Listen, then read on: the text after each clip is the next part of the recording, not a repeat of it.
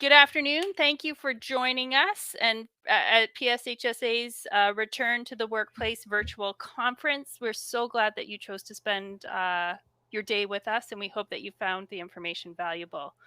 My name is Tanya Morose, and I am the Manager of Prevention, Engagement, and Retention for the Public Safety Sector at PSHSA. I am pleased to welcome you to this session, Kwartzlab Workspace, from creating PPE to returning to shared creative space, and our speaker is Cam Turner. Before we begin, I want to mention again that there will be an opportunity for question and answer following the presentation.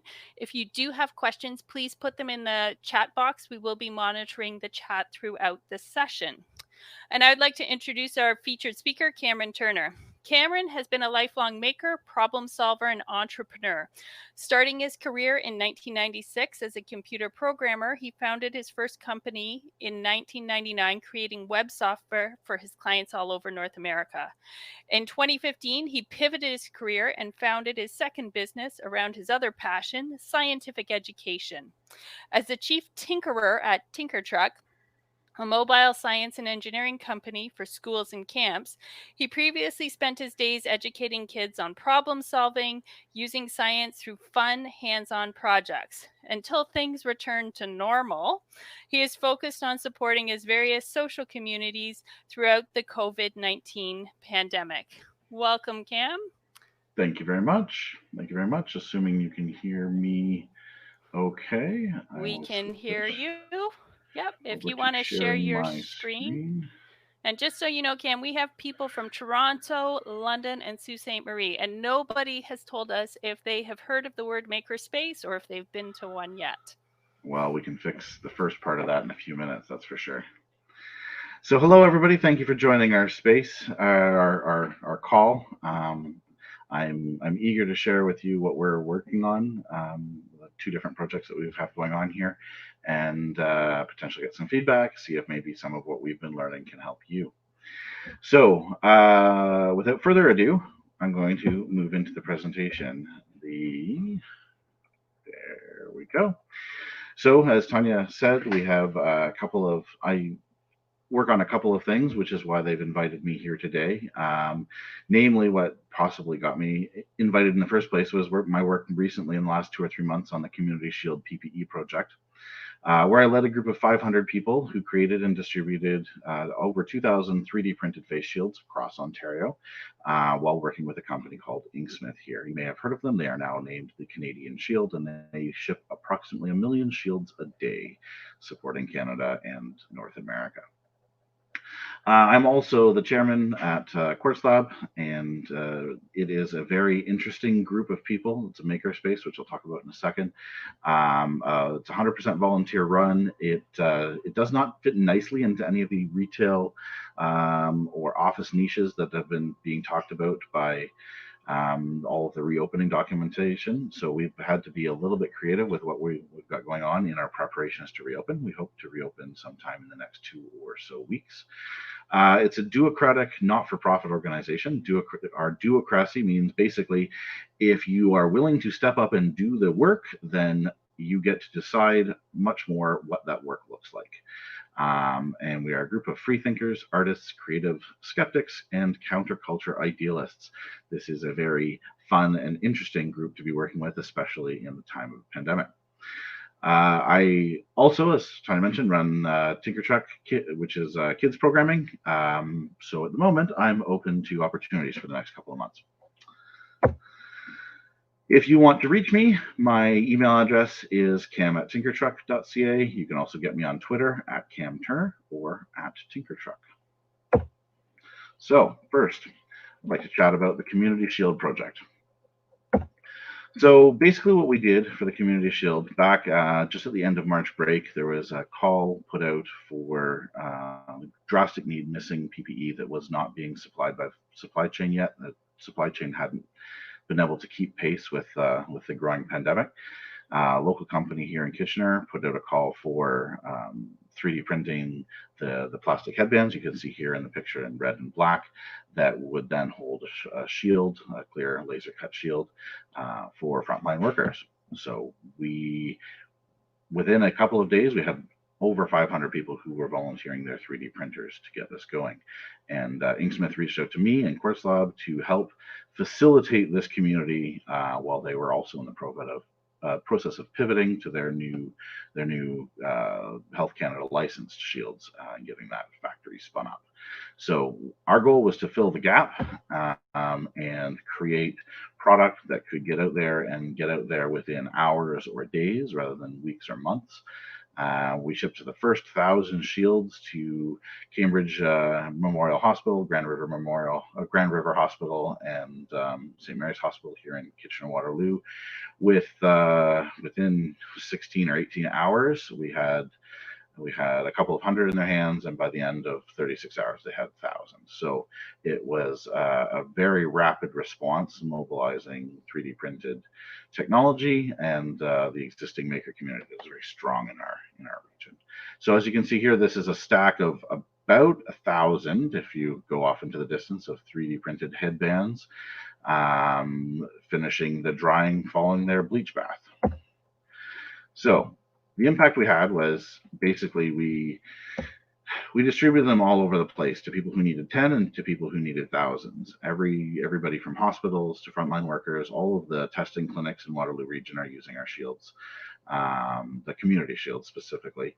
And we reached all over the country. We hit almost every province and territory with the exception of Nunavut and the Northwest Territories. We got every other province with at least 1 or 2 shipments.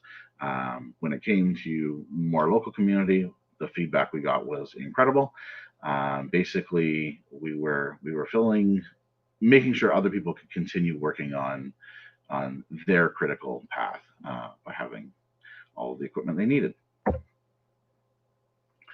So I'll show you the space in a second that we were working with, but basically we were building these things using volunteers. We had unrelated people who were working in the same 1,500 square foot assembly space.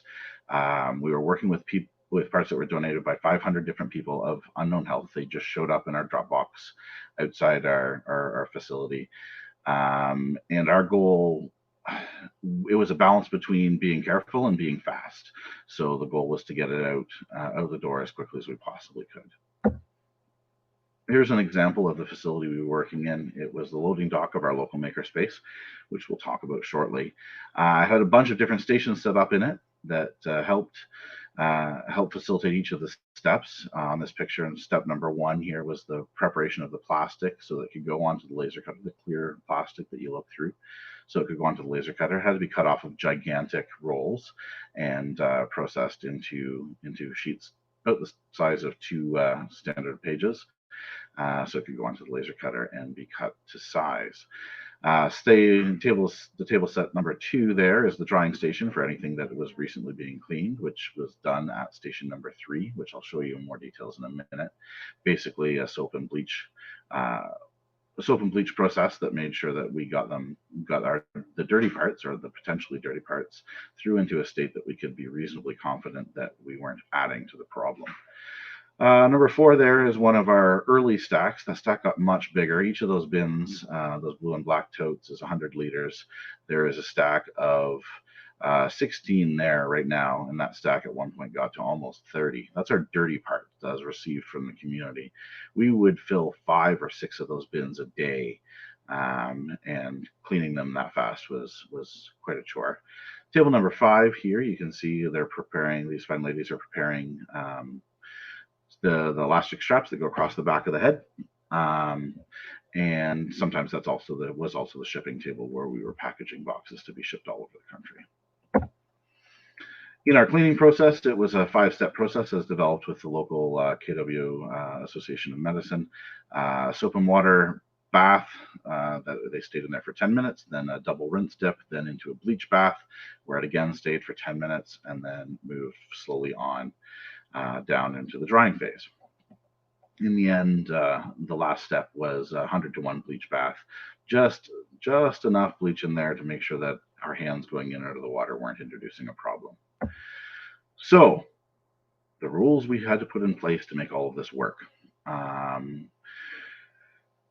This was back in the last week in March, the third week in March. We started putting this all together. So we were working with not very much information whatsoever. The pandemic had just been declared. The state of emergency was weeks old. Um, so the plan we put together, which ultimately ended up sticking almost in its entirety through the whole thing, was that we would prioritize groups of families. So if that previous picture we had a minute ago, it was a father and his two daughters. They came in as a group. They came in as a shift, and they always worked together as a shift. By doing that, we tried to keep bubbles together, so we weren't bringing 5 different bubbles um, into connection with each other. We had a maximum of 5 people at a time, as per the gathering rules. We had a 30-second, 30-minute hand washing rule. Basically, everybody as they arrived had to wash their hands for 30 seconds, soap and water, and then we had a timer that required them to go back and wash their hands every 30 minutes for no other reason than the timer went. Just to make sure that in case they had touched something that had been missed in the sanitization process prior to the shift, that the window of opportunity to transmit was small. We made sure that there were no food and drinks or water in the space. People had to stay out of, if they wanted to eat or drink, they had to stay out um, in their car.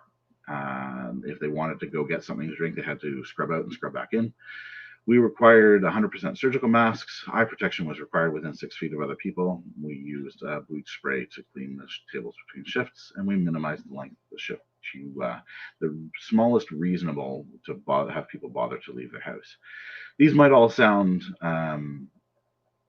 obvious at this point, but on March 28th, they weren't necessarily as obvious as they have become. So we're pretty happy that we largely nailed the precautions right off the bat.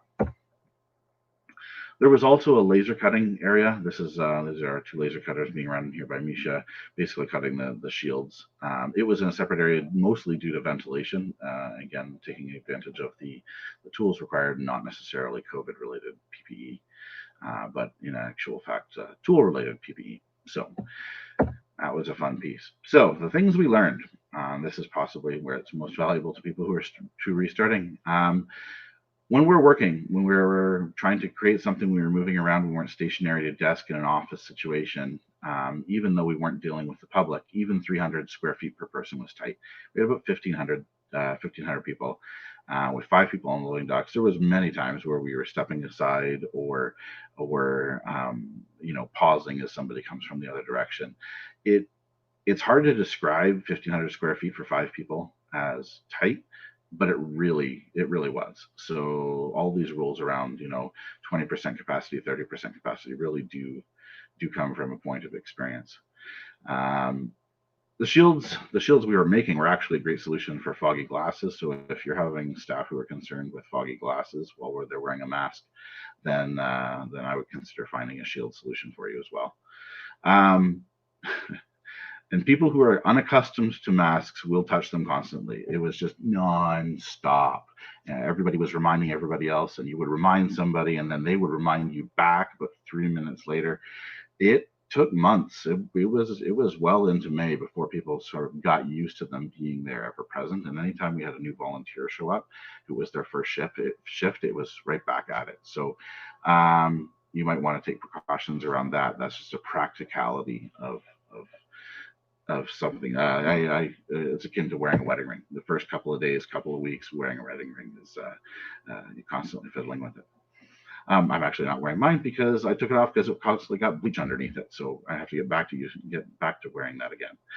And the rule that made people feel the most confident, the volunteers, that made the volunteers feel most confident and safe in the space, was the 30-second, 30-minute rule. Having that timer go and having everybody take a turn, go up, wash their hands, knowing that everybody was spending that full 30 seconds washing their hands with soap and water, front, back, finger cracks, and was the thing that made people feel confident to touch stuff that somebody else who they don't know, who is not part of their bubble, touched potentially as little as 3 hours earlier.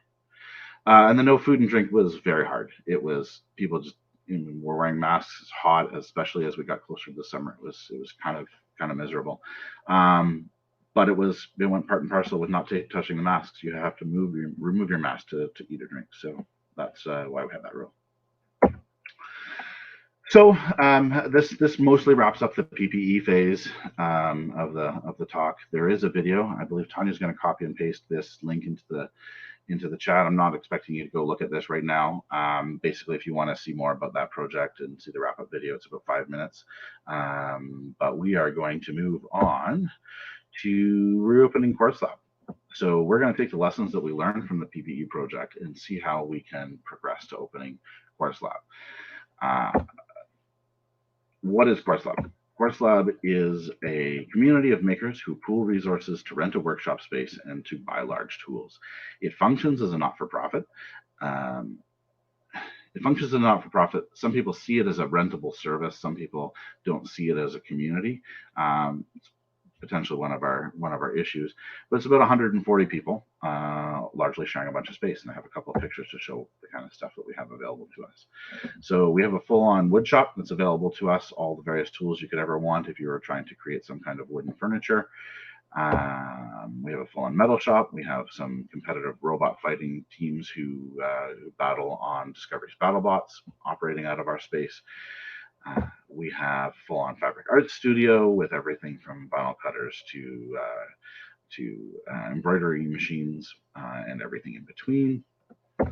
And we have a large classroom. So we have other rooms available too, but just trying to give you a sense of the kinds of spaces we're talking about and the variety of spaces we're talking about when we're figuring out how to reopen. So when it's all said and done, while we're looking at all the various documentation that's being put out by PSHSA and others, we're kind of looking at everything from the office stuff to, well, just about everything. So it's a cross between, you could arguably say, a carpentry shop, my average basement, lots of other people's average basement, a fitness gym because of the constant sharing of tools, and a golf clubhouse in terms of things. And we already know that things like the fitness gyms and the golf clubhouses aren't reopening yet. So in what aspects can we reopen pieces of our organization, pieces of our facility in accordance without being all the way closed or all the way open and it being quite so black and white. So our plan that's being put together by our board of directors is being put together basically as we speak. Just enough has been put together that we can speak about it today, but it'll be enacted actually at our AGM tomorrow. And then executed over the next week or two. Our plan is 3 phases, 3 levels. We're going to open first for personal projects, which basically makes it feel like you're working out of your garage or you're out of your basement. Then the second would be rebuilding our community. The community is a huge part of why people are a member, and leaving it to last, or leaving it as long as possible is quite painful. I heard in the talks this morning, mental health being associated with people going to work, and that working remotely isn't enough for quite a few people. Majority of the people probably is very similar for us. If you think about your house as your first space, it's your family, it's your first place. Your second place is your workspace. We treat Kwartzlab as our third space, with the same kind of a social dynamic as people might treat a church or an organization like Optimist or Rotary, or a sports club like soccer, or football, or hockey. Kwartzlab is our third space. It's where we go to explore our hobby, and when home isn't right and when work isn't right, this is where we go. So rebuilding that community is our second level, and our third level is reaching out to people who don't know about us yet, making sure that we can support the people all over the community. And we have a bunch of people who come in and use our tools on a weekly basis without actually being members. So our goal for level 1 reopening is to the maximum extent possible, make sure that Kwartzlab related COVID transmission is 0. Basically, we understand that people might catch it somewhere else. We want to make sure that if they do, they don't bring it to us and they don't pass it on to other members. That's the goal we're operating under, but again, we're an entirely volunteer organization. So how we're going to achieve that is we're going to assume everything is contaminated, then require cleaning before and after, same as somebody coming into a shared workstation, to a call center, or to an organization that shares something, like, say, for example, a police car, an ambulance, or anything where the apparatus can be claimed for a person and sanitizing, disinfected for a person, but is used by multiple people in a day. So our plan to do this, and I'm going to largely go through this. We're going to go through the first phase a little longer than the other two phases because it's a little bit more imminent and less prone to change. Um, we're going to open exclusively for personal projects. Our ordinary fire capacity is about 75 or 80 people in the space at a time. But right now we're going to obviously limit it to the provincial maximum. Um, we had a lot of debate by our members about wearing face masks. It's still contentious, which we'll talk about shortly. But um, people complaining that, well, if we have to wear COVID related PPE, what about the tool related PPE? Well, obviously, in our case, the tool related PPE has to come first. Welding helmets or impact resistant eye protection.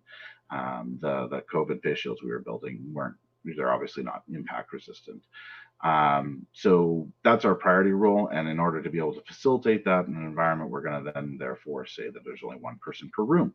So if somebody's already claimed the wood shop, then nobody else can use that at the same time. Hence a scheduling solution that will help us get that done. All of that is well and good, but we need to make sure that they have.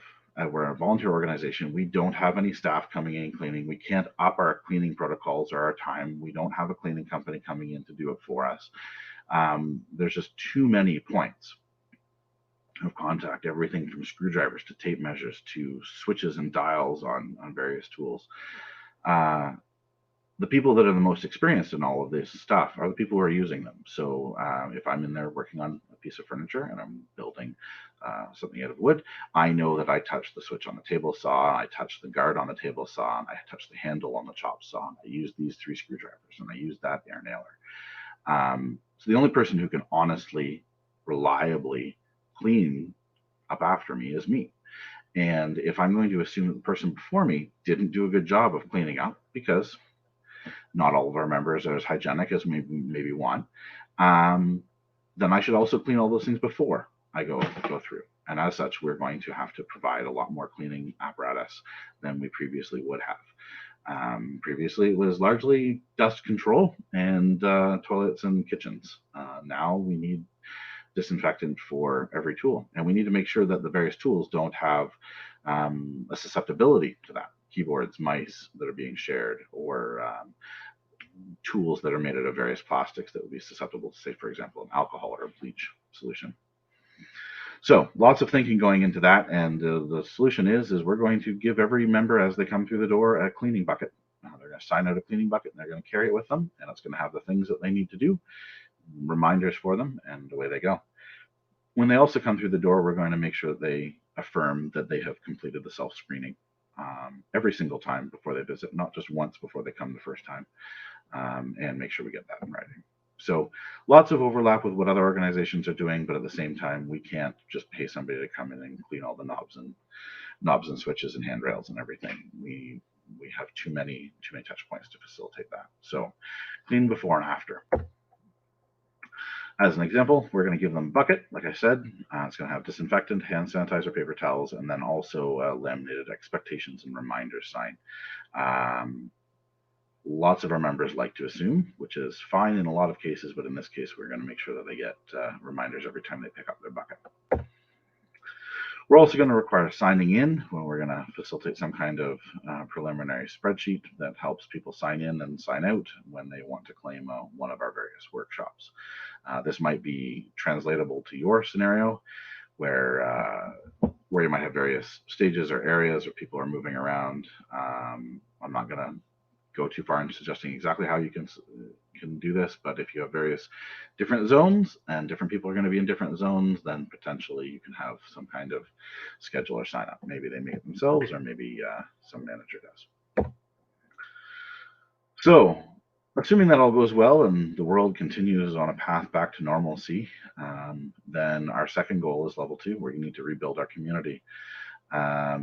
We aren't pegging this on a particular date. We're pegging it on the standard provincial metrics. We're thinking we probably want to do that not before Ontario drops below 100 new cases per day on a regular long-term, say 2 or 3 week normal average, and the restrictions are changed to allow gatherings of 30 or more.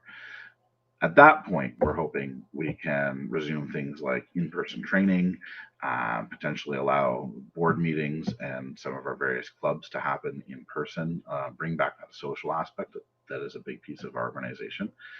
Some of our clubs can't happen. Our board game club probably can't happen because that's hard to do with a 2 meter distance. But things like board meetings, we have a large enough space. That classroom you saw could be done with a board meeting, or our robot club. They're largely getting together and driving robots around on the floor, anyways. They're not touching each other's um, uh, radio controllers. They're basically showing off the things that they've built at home, coming in and getting tips and ideas on how to make the next week's worth of progress from their peers. All those things would be fantastic and useful. Obviously, we need some restrictions to be lifted for that. Um, but again, it goes. Uh, One of the changes we would make in level 2 is the cleaning supplies. Rather than each individual member having to carry a bucket with them, we would move the buckets and disperse them on a per room basis. We would still require the exact same philosophy to cleaning everything before you touch it and after you've finished using it. But we don't intend to supply 30 or so of these buckets to be carried around the space. And is that one yours? Is that one mine? I can't remember whose is whose. So having it on a per room basis. Obviously, it'll introduce some other challenges of who touched the bottle that housed the disinfectant, and is the bottle itself clean? It goes the paranoia can go to endless levels, but then level 3 is obviously building our external outreach. We don't know when this is going to be. We don't know what's going to be required, and it still may not be in a normal state. I'm not going to go too far into this because it's extremely speculatory.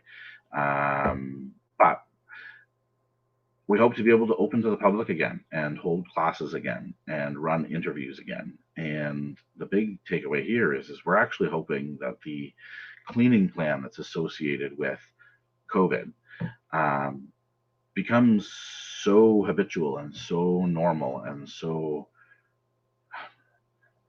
the place feels so much cleaner as a result, that it doesn't ever go away.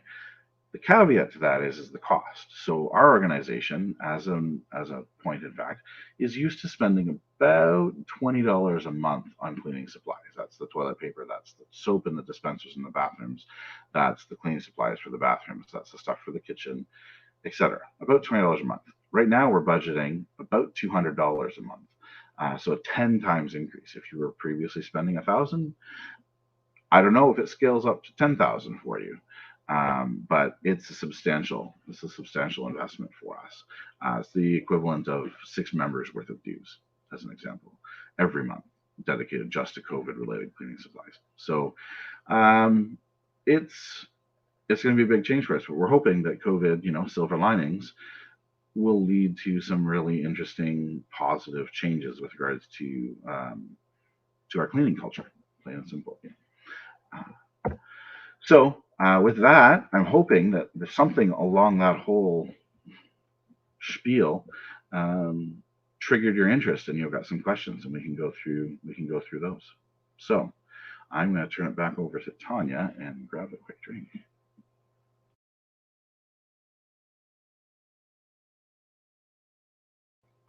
Oh, you're still on mute, Tanya. Thank you for catching that. And I'm no longer on mute. You're no longer muted. Can you stop sharing your screen, please? I can do that. Thank you. All right. Thank you very much, Cam, for sharing the experience of Kwartzlab as you've gone from a large group of volunteers making PPE for the community, and then thinking about coming back to somewhat normal operations for your workspace. If anybody does have questions, please type them in the chat, and we have about 15 minutes to have some Q&A. A couple of things that you mentioned jumped out at me. The connection back to the mental health and community building jumped out at me, as well as your sign up process. Ultimately, we hope we do a wonderful job of prevention, and contact tracing with the local public health unit is not required. But when I saw your spreadsheet, I thought, well, if we do need to do contact tracing, that would be a fantastic resource to greatly assist public health. So those were what jumped out at me. So we Uh, also have our door control logs each member as they come in, and we're going to put a rule in place saying no no tailgaters. Basically, we traditionally hold the door open for each other, but we're going to be less Canadian for a little while.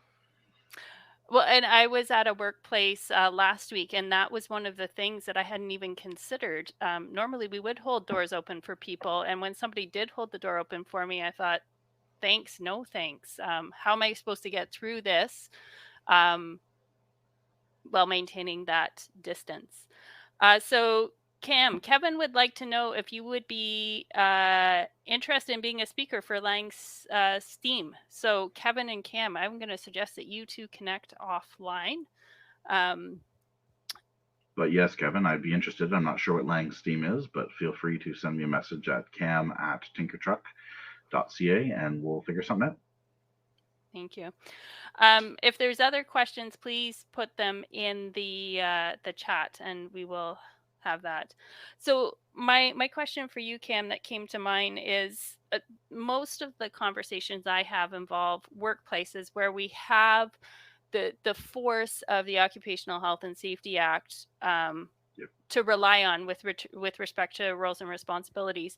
So can you share from your perspective what was the most challenging or contentious part of developing your reopening plan, considering that it's a membership volunteer organization? I know that lots of the broader public sector employers rely heavily on volunteers. Yeah, so we are 100% volunteers. Our board of directors is volunteers. They're elected by the membership every year to lead the organization from what to spend money on, and if there are challenges between individual members, and to make sure that the bills get paid, to make sure that the everything goes. One of the biggest challenges we had was largely around dues collection during the couple of months we've been closed. We are a volunteer community. Like I said at the beginning, um, we sometimes get seen as a service though, and since the service wasn't being available, why were we still collecting dues? That was one of the challenges. But the other aspect is with regards to putting protocols in place. We can't just pay somebody more to go and clean that handle 4 times as frequently and that knob 3 times as frequently and make sure that the floors get waxed or the dusting gets done or whatever needs to be done as per what we decide to take care of each other with regards to COVID.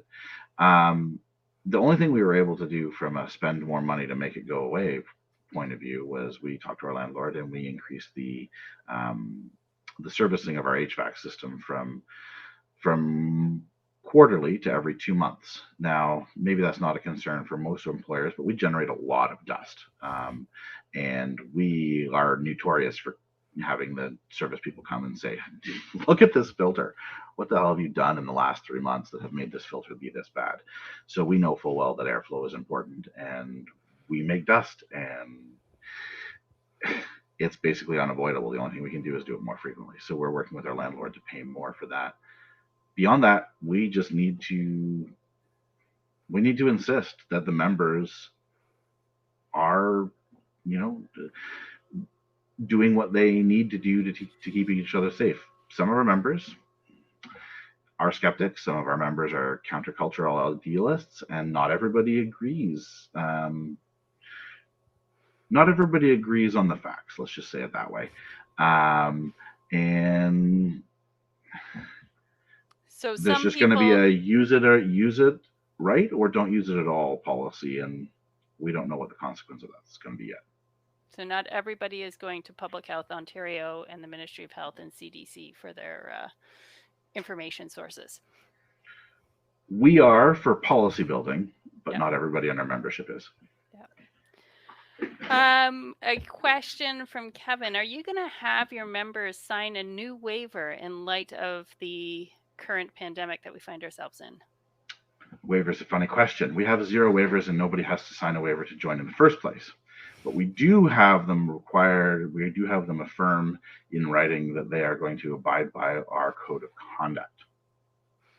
Our code of conduct is everything from, being reasonable human beings and not starting fights or or any kind of prejudice slurs, we're going to need to increase that. We're going to need to increase what's in our code of conduct for the pandemic. Case in point is we're going to add to it that we're going to treat anybody who deliberately coughs or sneezes in somebody else's general direction from whatever distance as akin to a threat, a bodily harm threat, and it will act as a strike in the code of conduct. And yes, we are going to require that everybody reaffirm the code of conduct while they're also going through the training. We're going to have people need to go through their COVID training before they're allowed to come back into the space. It's largely going to be, here's just how heavily and how deeply you need to think about what you're touching. That switch on the saw, you only touched it for half a second, but the next person's going to assume you cleaned it, and the disinfectant needs to stay on that for 10 minutes. So you need to set a timer on your phone when you're finished cleaning and wait, and then go along and wipe everything up. So we're going to have a training. We're going to change our code of conduct to capture some additional use cases. But no, we don't have a waiver that is legally required. Our lawyers and our board have recommended against a waiver in lieu of just more insurance. All right, thanks for sharing. If there are more questions, please feel free to type them in the chat. One that did come to my mind, you had mentioned the shared PPE that, we're not going to say you need to wear a face shield when you're welding, because obviously the PPE for welding to protect your eyes, there's a hierarchy of PPE. So I would imagine that the welding helmet would also provide some droplet protection in the event that you were welding within 2 meters of someone. Just wondering, do you have a lot of shared PPE, and have you given thought to what that might look like as a vector? Yeah. So welding might be a different example. Can I actually take take screen sharing back for a second? I have one more picture I could show. Absolutely. Okay, so screen sharing. So this is an example of the PPE that is available right at the entry door to the metal shop. It's everything from the fire extinguisher to the first aid kit to the eye wash bottle. The shields that are here are general impact shields. They're good for grinding, they're good for those kinds of things. And then there's a stack in the bottom corner here of safety glasses for people who are just wearing something to protect their eyes while they're in the room where something could literally travel meters across the room to get them. So in the case of welding, yes, obviously they need to wear the welding helmet, and it's going to be fine from an impact point of view, and obviously from a protection from the associated harmful rays that are coming off of the welding rigs. And we're generally not going to have people welding together, but you might have two people in there. Somebody's holding something for you while somebody else is welding, and both are wearing those welding helmets. Welding helmets are expensive; they're $100 or more for a decent one, and we can't honestly require every member to have their own. So how do you clean all of that? There's some electronics in them for automatic dimming and things like that. So we're still figuring out exactly that. Short term, we're just going to actually disable welding unless you provide your own PPE for a week or two while we sort out how to properly clean that gear. But the problem actually is if I'm wearing a shield and we're both in the room together, I'm wearing a COVID related shield, and you're grinding and something comes flying off that disc, my COVID shield is not going to protect me if something travels across the room at high velocity. So we would both need to be wearing the other shields. And that's where the contention came into place. If somebody's wearing chemical goggles for droplet protection from COVID and somebody else is grinding, those goggles need to then be strong enough to take an impact from a half broken grinding disc coming across the room. Thank you for sharing. Yeah, sorry, that's maybe a bit graphic. But they've got their impact resistant shield that's been properly cleaned and is not contaminated by the previous user of it. So it'll all work out well in the end. The short version is we affirm, yes, tool related PPE is more important than COVID related PPE. Because in almost all circumstances that we could think of, with the exception of the face coverings, which you might not be required to have if you're using a table saw, the tool related PPE is more stringent and defensible than the COVID related PPE, anyways. Okay, I'll give you sharing back. Perfect. Thank you.